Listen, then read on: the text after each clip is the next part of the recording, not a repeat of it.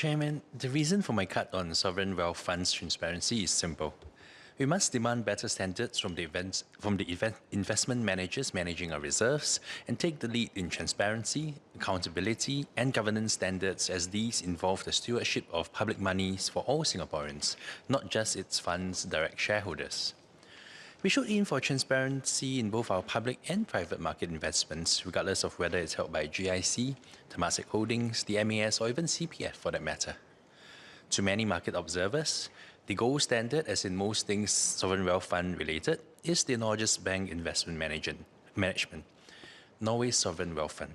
When it comes to transparency, they publicly share a whole suite of details regarding their operations, from individual investments, returns before and after fees, even their voting records. Their CEO has a popular podcast, In Good Company, where he interviews portfolio companies and prefaces every interview openly discussing fund ownership details. They prove you can be transparent and perform well. On transparency, however, Singapore's sovereign funds are falling short. Unlike Temasek Holdings, GIC does not even share annual performance figures. I don't think they assess the performance of the third-party fund managers they are invested in merely on a 5-year basis. I understand the rationale of not disclosing its assets under management, but hiding performance figures does not make sense and merely raises questions.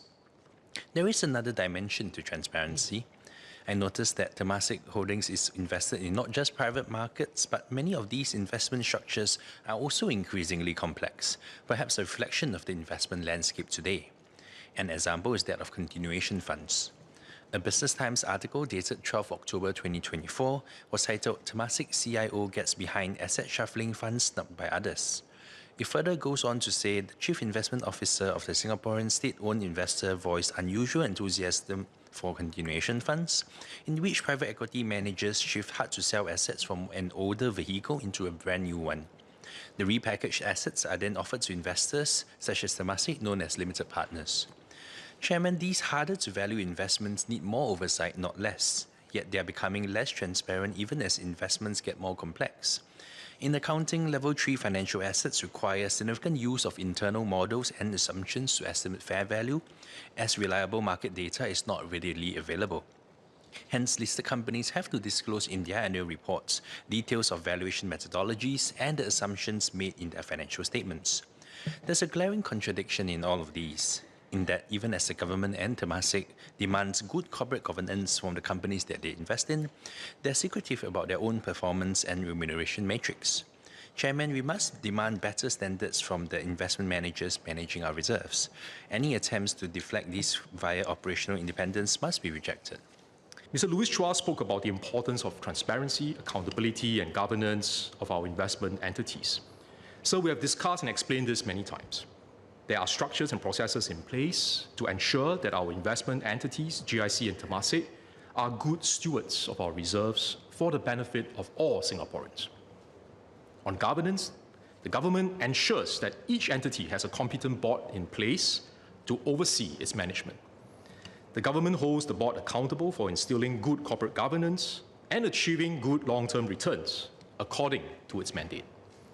At the same time, the government does not direct or influence the investment decisions of our investment entities. This segregation of roles allows our investment entities to invest professionally with a long-term orientation. And that is why, during the MAS COS earlier, Mr. Chua also acknowledged that it would not be a good idea for the government to require GIC to invest part of its portfolio in the local equities market. On transparency, we have put out a lot of information on our reserves. Temasek's net portfolio value and MAS's official foreign reserves are public information. All our entities publish information on their portfolio returns. We have also published information on our reserves management framework and governance on the MOF website. It is only the size of GIC's assets under management that remains undisclosed, as this will reveal the size of our reserves. We have explained this many times.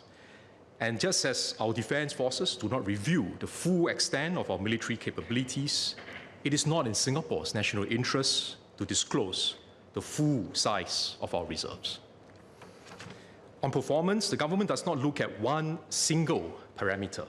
Neither do we focus only on short-term performance. Instead, we assess our entities based on their mandates and performance over the long term and consider factors such as diversification of portfolio and risk-adjusted returns, which measure investment returns relative to the risk taken. Our investment entities have performed creditably over the long term. Given the increase in market volatility in recent years, some variation from market indices is to be expected. And what is key is that our entities continue to navigate the uncertainty while maintaining a disciplined, long-term approach to generating sustainable returns. Stewardship and accountability are key principles that we abide by in managing the reserves. We have benefited from the careful work of previous generations, and this government believes that we must continue to maintain the same fiscal discipline and provide a strong financial foundation for both current and future generations of Singaporeans. Minister Chee, I think he prepared some comments with regards to the disclosure of the size of the reserve and AUM, but actually in my speech, I specifically mentioned that actually that wasn't what I was talking about. It's more about the performance figures where you have Temasek disclosing annual figures, MAS disclosing annual figures. Why is it that GIC cannot? Mr. Chairman, first I want to just reiterate what I said in my main reply earlier. I said all our entities publish information on their portfolio returns. So this would include Temasek, MAS, and GIC.